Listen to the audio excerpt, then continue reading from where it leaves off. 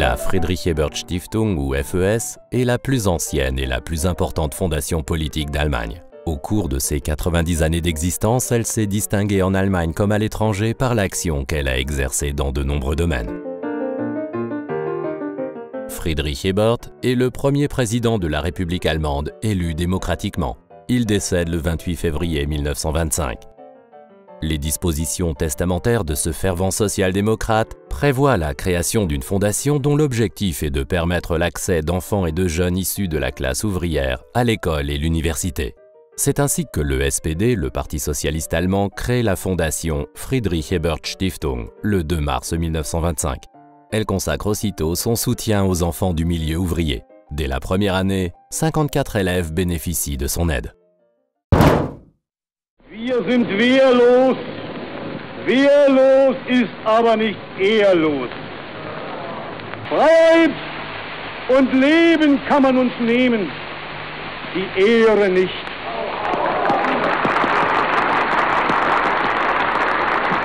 Dans l'après-guerre, le SPD renoue avec l'allocation de bourse d'études par l'intermédiaire de la FES dès 1947.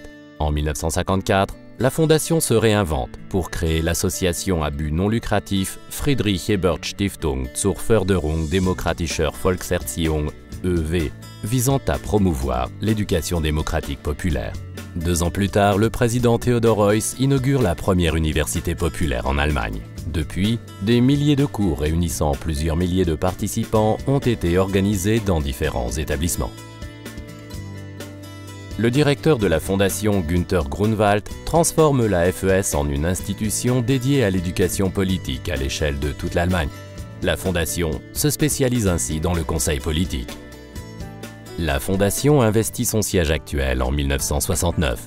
Son centre d'archives sur la démocratie sociale, tout comme sa bibliothèque, compte aujourd'hui parmi les plus importants instituts de recherche internationaux sur l'étude de l'histoire du mouvement ouvrier.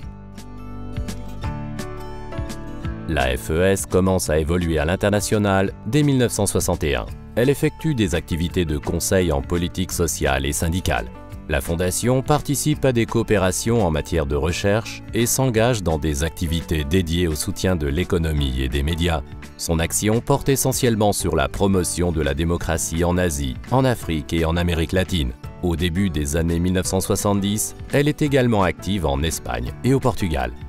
Dans les années 1980, la FES ouvre des bureaux dans les pays industrialisés occidentaux, puis en Europe de l'Est après la fin de la guerre froide.